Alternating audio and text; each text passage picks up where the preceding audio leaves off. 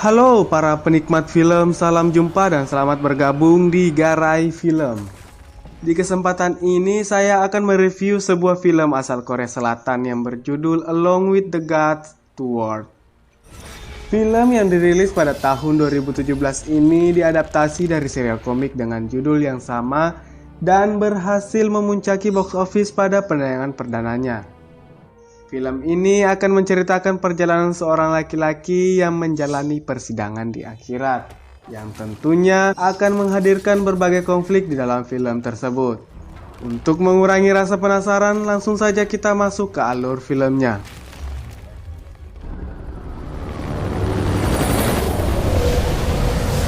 Bermula ketika seorang petugas pemadam kebakaran bernama Kim Jae-hong terjatuh dari gedung saat menolong seorang anak kecil. Saat ia bangkit dari jatuhnya, Jae-hong menghampiri anak yang ditolong tadi. Namun ia merasa heran sebab tidak seorang pun yang merespon dirinya. Lalu muncul dua orang yang mengaku sebagai wali di alam baka yang akan menemani dan membantu Jae-hong nantinya. Mereka adalah Hee Won-mik dan Lee Dok-chon. Won-mik mengatakan bahwa Jae-hong sebenarnya telah mati saat terjatuh tadi. Sontak saja Jae-hong menjadi syok. Jae-hong mengatakan bahwa ia belum boleh mati saat ini sebab ia masih ingin bertemu dan mengatakan sesuatu kepada ibunya yang belum sempat ia sampaikan. Namun semuanya sudah terlambat. Jae-hong kemudian dikirim ke alam baka dan dipertemukan dengan ketua wali yang bernama Gangrim. Setelah melewati pintu neraka, mereka akhirnya masuk ke dalam persidangan pembunuhan. Jae-hong begitu terkejut dan keheranan sebab ia merasa selama hidupnya ia tidak pernah membunuh sama sekali. Dok-chon kemudian memindai masa lalu Jae-hong untuk mengetahui perbuatan apa yang telah dilakukannya yang menyebabkan orang lain meninggal dunia. Ternyata saat menjalani tugasnya sebagai pemadam kebakaran, Jae-hong pernah meninggalkan rekan kerjanya yang terjebak di dalam gedung yang menyebabkan rekannya itu meninggal. Karena kesalahan tersebut, Jae-hong akhirnya dituntut hukuman 5 tahun di dalam kawah gunung berapi.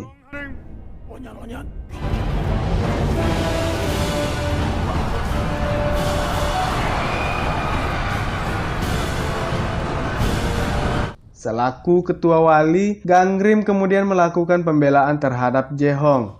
Melalui cermin karma, ia menjelaskan bahwa Jae-hong meninggalkan rekannya tersebut bukan karena atas keinginannya, melainkan atas perintah rekannya sendiri. Yang ternyata selain mereka berdua, masih ada seorang lagi warga yang terjebak bersama mereka. Lantas rekannya meminta Jae-hong untuk menolong orang itu terlebih dahulu. Namun sial, bermaksud untuk kembali menolong rekannya, gedung itu justru keburu hancur akibat ledakan. Jae-hong merasa sangat terpukul karena tidak mampu menolong rekannya itu. Meskipun demikian, Jae-hong tetap dianggap pahlawan karena berhasil menyelamatkan banyak nyawa saat kejadian itu. Setelah mempertimbangkan semuanya, hakim akhirnya menghapus tuntutan yang dijatuhkan kepada Jae-hong dan menyatakan Jae-hong tidak bersalah.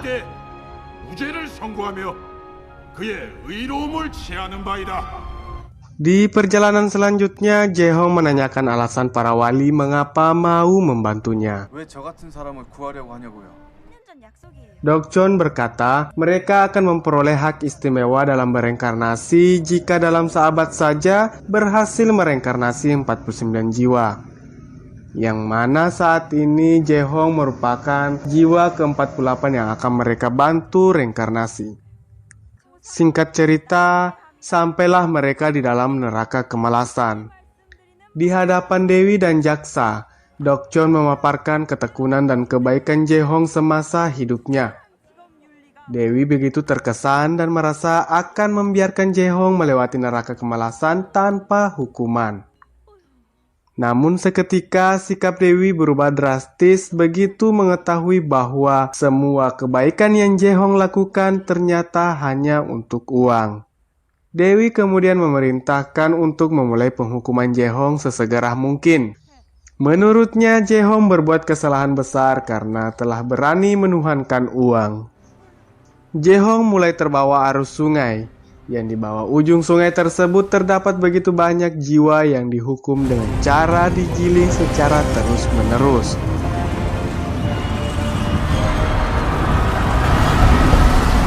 Ganggrim kemudian melompat dan menahan rakit yang dinaiki Jehong. Sambil memperlihatkan cermin karma, Ganggrim memohon agar Dewi bersedia memaafkan Jehong. Menurutnya, saat itu Jehong begitu miskin, sehingga ia bekerja keras agar dapat menghasilkan uang untuk membiayai pengobatan ibu dan pendidikan adiknya. Tanpa uang dari Jehong, maka keluarga mereka tidak akan dapat bertahan. Merasa iba dengan kondisi dan perjuangan Jehong kala itu, Dewi akhirnya memaafkan dan membatalkan eksekusi Jehong.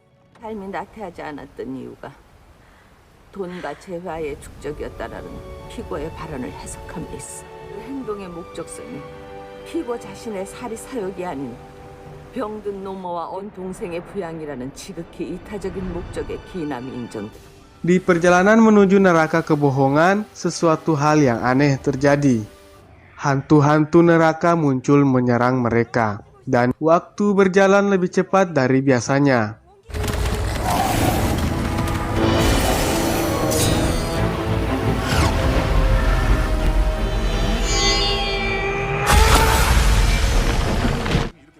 Ganggrim kemudian mengatakan jika terjadi perubahan drastis di alam baka, maka ada anggota keluarga Jehong yang telah meninggal dan menjadi arwah pendendam.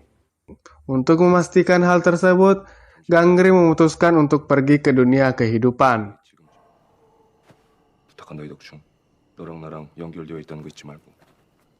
Di dunia kehidupan, Ganggrim mulai mencari tahu siapa keluarga Jehong yang telah meninggal itu. Ketika di rumah Jehong, secara tidak sengaja ia bertemu dengan ibu Jehong. Melihat ibu Jehong yang masih hidup, Ganggrim akhirnya menyadari fakta bahwa anggota keluarga Jehong yang telah meninggal adalah Kim Su-hong yang merupakan adik laki-laki Jehong.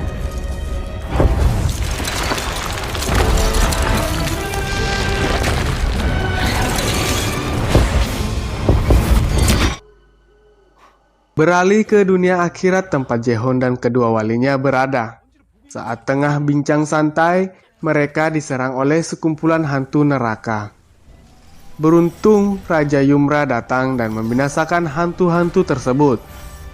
Maksud dari kedatangan beliau adalah untuk menegaskan kegelisahannya mengenai kekacauan yang terjadi di alam baka akhir-akhir ini. Untuk itu, beliau memerintahkan Wunmik menemui Ganggrim agar segera melenyapkan arwah Su-hong yang bergentayangan itu. Menurut beliau, arwah yang bergentayangan di dunia kehidupan tidak akan diterima di akhirat dan justru akan membuat akhirat menjadi kacau. Singkat cerita, Jehong kini telah berada di persidangan selanjutnya. Dalam persidangan itu, jaksa mengatakan bahwa Jehong terus-menerus melakukan kebohongan terhadap putri rekannya yang telah meninggal. Jehong terbukti melakukan kebohongan dalam puluhan surat yang dibuatnya kepada putri rekannya tersebut. Bahkan, selama 15 tahun lamanya, Jehong juga telah membohongi ibunya melalui surat yang ditulisnya. Akibat perbuatannya itu, Jehong kemudian akan dihukum dengan cara lidahnya dipotong-potong. Di dunia kehidupan, Ganggrim yang terhubung dengan Dokchon melakukan pembelaan terakhirnya. Ia menuturkan bahwa kebohongan yang Jehong lakukan itu memiliki maksud yang baik. Semua yang dilakukan Jehong itu demi kebaikan mereka. Jehong berharap agar mereka dapat menemukan kembali gairah hidup yang telah hilang dari diri mereka masing-masing. Berkat surat yang dikirimkan Jehong, kedua orang itu perlahan pulih dari keterpurukan. Mereka telah mendapatkan semangat dan tujuan untuk tetap hidup. Mendengar pembelaan Ganggrim dan berkat cermin karma, Dewi akhirnya memutuskan Jehong tidak bersalah.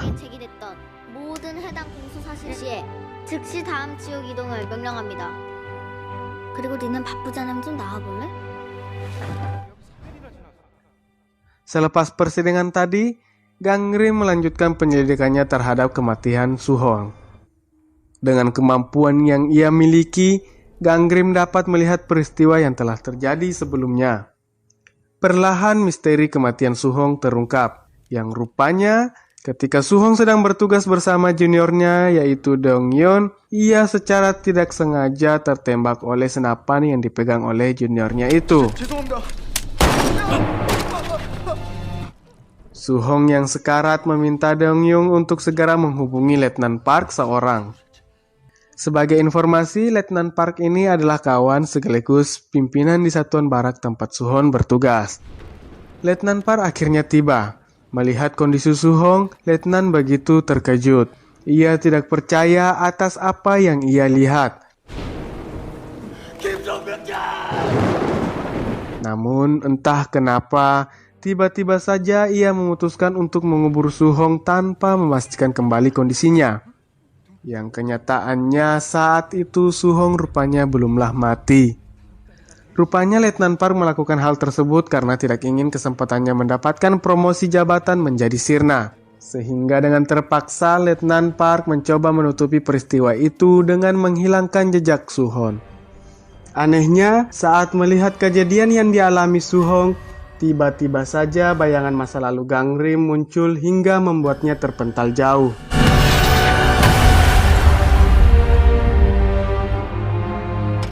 Setelah melalui lembah es, maka sampailah Jaehong di neraka ketidakadilan. Neraka bagi mereka yang berhati dingin, tidak peduli dengan keadaan orang lain, serta mereka yang menyembunyikan sebuah kebenaran hanya untuk keuntungan diri sendiri. Mereka semua akan dikurung dalam es, entah itu seabad ataupun berabad-abad. Jaehong yang tidak pernah berbuat demikian akhirnya dapat melalui neraka itu dengan mudah.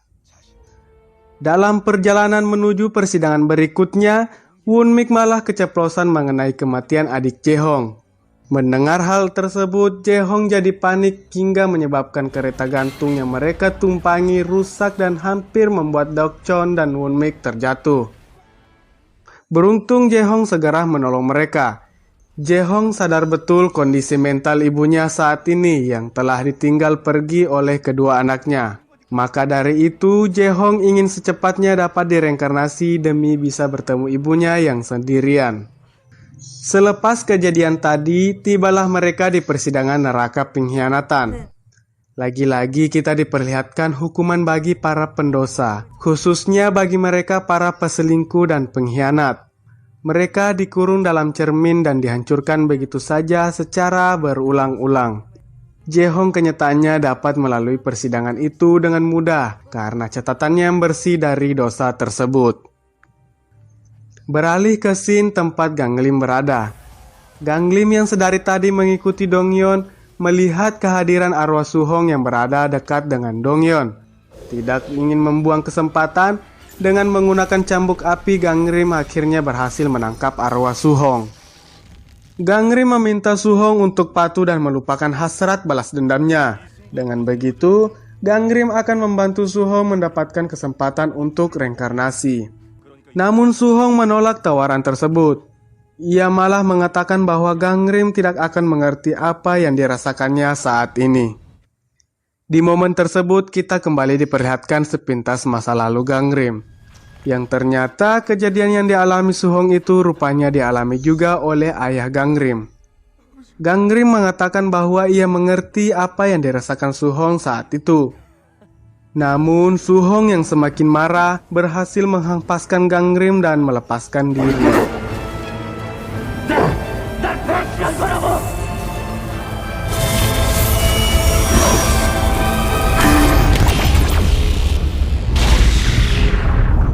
Ganggrim yang gagal menangkap arwah Suhong kembali mengikuti kemana Dongyeon pergi. Dongyeon yang dalam keadaan mabuk memberanikan diri bertemu dengan ibu Suhong untuk menyerahkan peta lokasi di mana tubuh Suhong berada. Ia kemudian berlari pergi. Di tengah kegelisahan dan rasa bersalah yang menyeliputinya, Dongyeon nekat mengakhiri hidupnya dengan cara gantung diri. Suhong yang tiba-tiba muncul meminta Ganggrim yang sejak awal berada di lokasi untuk segera menolong Dongyeon. Suhong berjanji akan menuruti semua keinginan Ganggrim. Walaupun melanggar ketentuan akhirat, Ganglim akhirnya menuruti permintaan Suhong. Di waktu yang bersamaan, Shin memperlihatkan Jae-hong dan kedua walinya telah sampai di pintu neraka kekerasan. Untuk melalui pintu tersebut, pilihannya hanya satu, terjun ke dasar lubang. Tibalah masa persidangan Ju-hong. Kali ini jaksa memberatkan Ju-hong dengan tindakan kekerasan. Waktu itu Ju-hong yang masih remaja memukul Su-hong secara brutal. Padahal Jae-hong tahu jika adiknya itu sedang menderita gizi buruk. Parahnya, setelah kejadian itu Jae-hong tidak pernah meminta maaf. Justru ia memutuskan untuk pergi dari rumah meninggalkan ibu dan adiknya yang sedang sakit-sakitan. Hingga Jae-hong meninggal, ia sekalipun tidak pernah kembali menemui ibu dan adiknya. Merasa cukup bukti, hakim kemudian menolak pembelaan dari wali Jae-hong dan akan segera membacakan putusan yang dijatuhkan terhadap Jae-hong.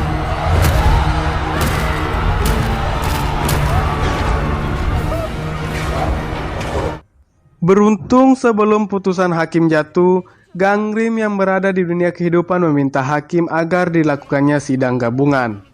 Keputusan itu tentu saja memiliki risiko yang setimpal. Jika ternyata di persidangan terakhir Jae-hong terbukti salah, maka Jae-hong akan mendapatkan hukuman yang berkali-kali lipat, serta hak istimewa yang dimiliki oleh ketiga walinya akan dicabut. Hakim akhirnya menyetujui usulan tersebut.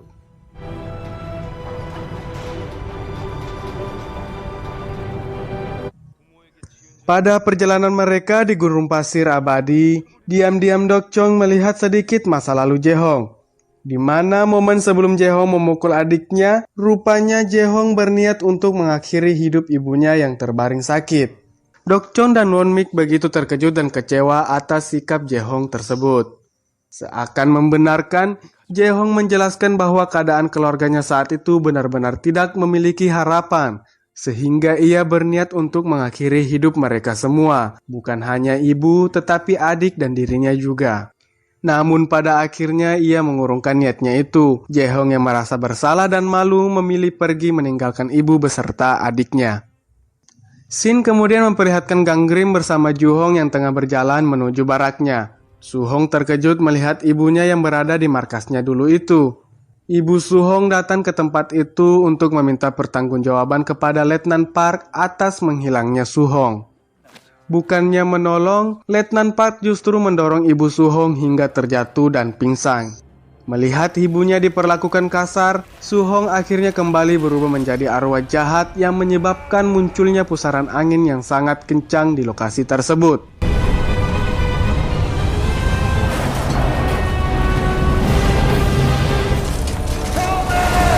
Gangrim yang tak mampu menangani kemarahan Su-hong meminta Won-mik untuk segera membantunya. Di tengah kemarahannya, Su-hong sekilas melihat kakaknya melalui portal yang dilewati Won-mik tadi. Akibat kemarahannya, Jae-hong yang di dunia akhirat terkena imbasnya. Merasa kasihan kepada kakaknya, Su-hong akhirnya menenangkan diri dari amarahnya. Di dunia akhirat, Ju-hong akhirnya berhasil terselamatkan. Namun tiba-tiba saja dari bawah pasir muncul bebatuan raksasa, yang ternyata itu adalah tempat peradilan kekeluargaan yang dipimpin langsung oleh Raja Yumra.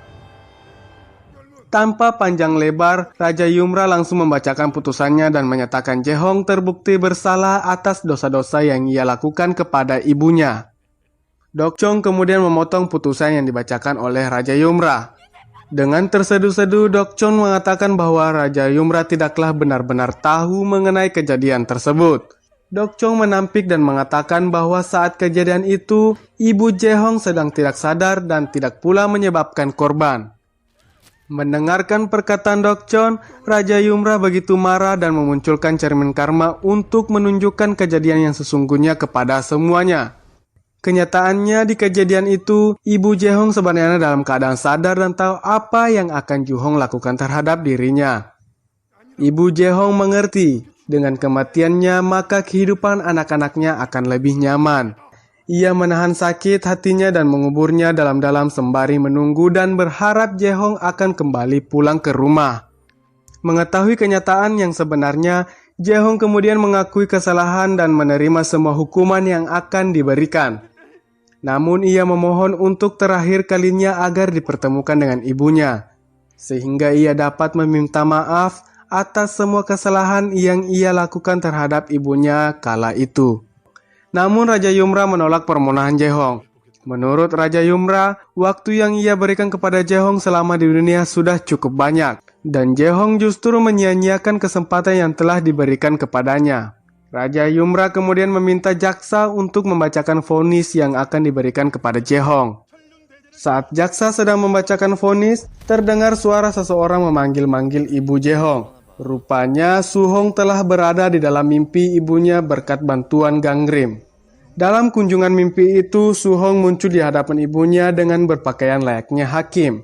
Su-hong berkata bahwa kini ia ditugaskan menjadi hakim agung di surga, sehingga ia meminta ibunya untuk tak lagi mencarinya. 엄마, 근데 엄마 나 이제 못 만나. 왜냐면 나 대법관 돼서 하늘나라 가. 거기서 나쁜 놈들 심판해 줄 거야, 엄마 내가. 그러니까 엄마 나 만난다고 부대 찾아오고 그러면 안 돼. 어? 엄마.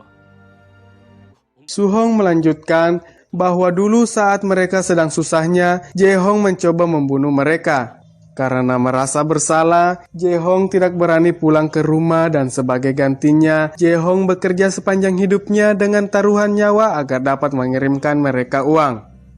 Di momen yang sedih itu, untuk pertama kalinya Su-hong dan Ju-hong mendengar ibunya berbicara. Mereka begitu terkejut karena selama ini ibunya adalah tunawicara. Di kesempatan itu, ibu mereka mengutarakan isi hatinya. Ia memaafkan kesalahan mereka dan mengatakan semua ini adalah kesalahannya karena telah menjadi ibu yang tak berdaya dan membuat mereka berdua menjadi susah.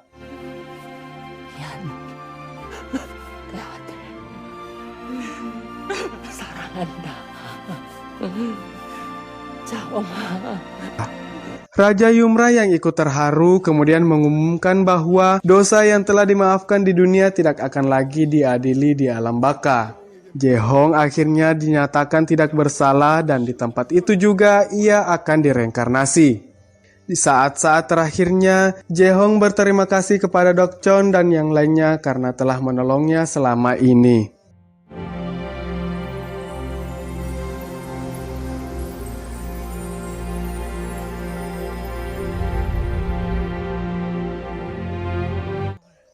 Beralih ke dunia kehidupan, Gangrim berkata kepada Won-mik bahwa mereka akan membawa arwah Su-hong ke alam baka. Yang rupanya Su-hong kini telah menjadi arwah mulia sehingga memungkinkan mereka untuk mereinkarnasinya juga. Selain itu, di dalam hati Gangrim ia bertanya-tanya mengapa hingga sekarang ia belum menerima hukuman atas campur tangannya di dunia kehidupan. Ditemani Won-mik, Dokchon, dan juga Su-hong, ia pun memutuskan untuk langsung ke tempat Raja Yumra berada. Dan film pun selesai.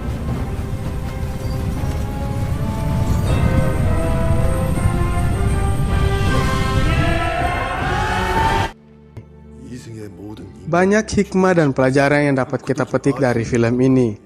Yang intinya tetaplah berbuat baik meski keadaan tidak memungkinkan, atau paling tidak meminta maaflah atas kesalahanmu. Akhir kata, sayonara.